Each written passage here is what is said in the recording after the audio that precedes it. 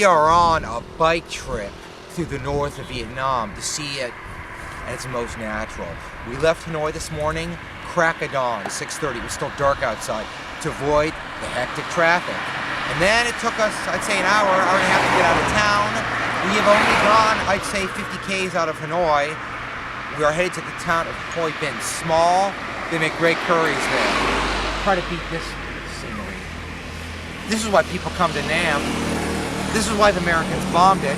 They were jealous of these natural wonders. Just check those out. Not gonna beat this. Not gonna find this in the US. Uncle Sam couldn't have them, couldn't transport them over. Let's bomb them, let's level the country. We stop off at a tiny Honda dealership 15 kilometers outside Hanoi to get our motorbike tires pumped. None of our bikes are in exactly what you call tip-top shape. We're doing a bike trip to the country to explore Vietnam at its inner core.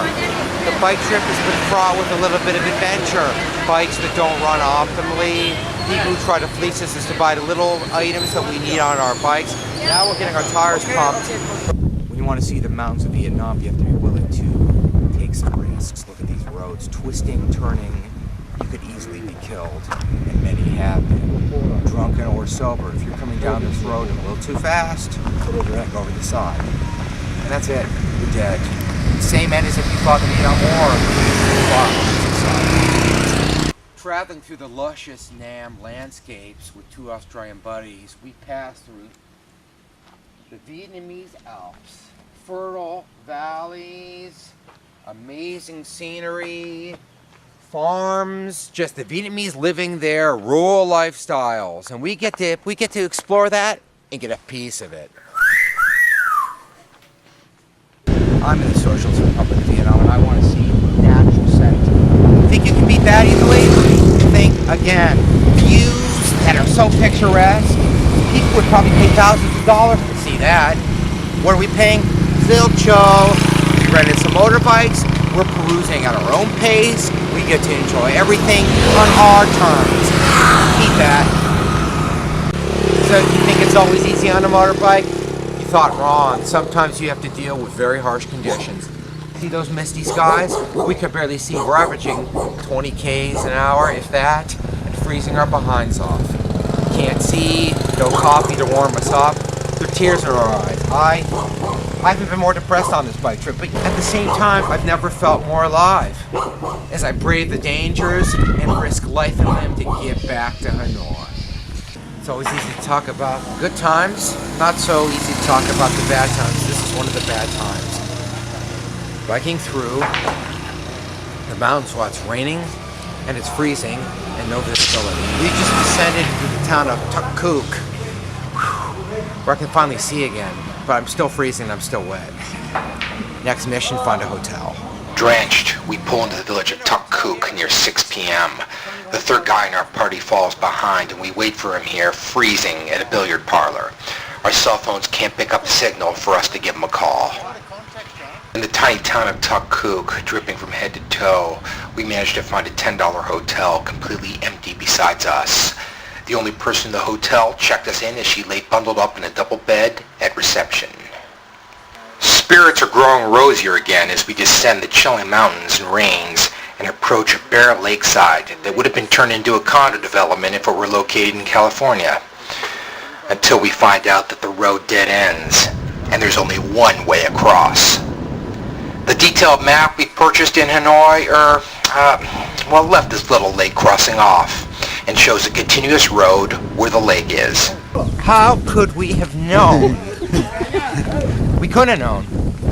Because we don't have a Lonely Planet book. We don't live out of a book. We travel on the road. We learn as we go. We're learners. I mean, I didn't see this coming. None of us did. An upgraded canoe is more apropos a term to describe our only option to get us and our motorbikes across.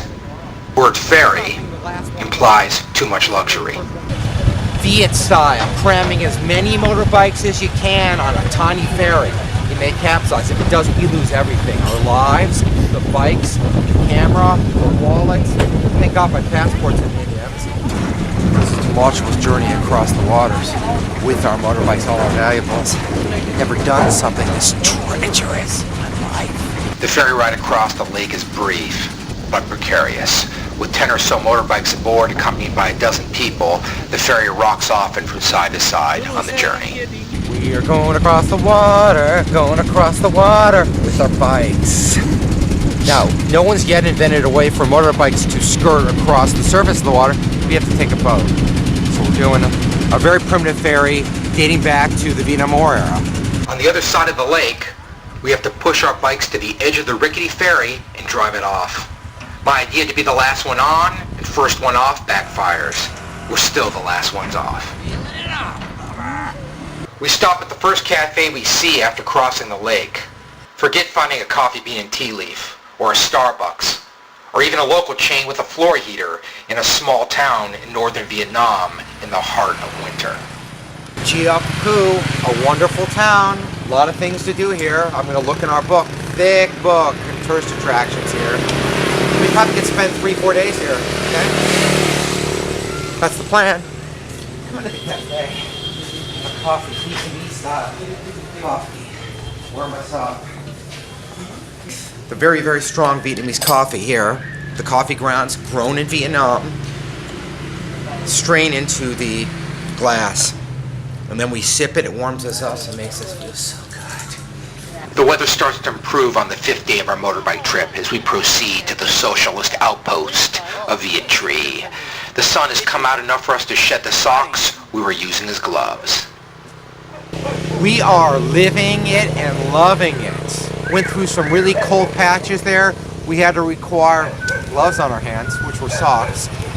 We're past that now. We're in the home stretch here, heading to the town of Viet Tri. It's supposed to be full of some interesting Vietnamese culture, fun, and thrills.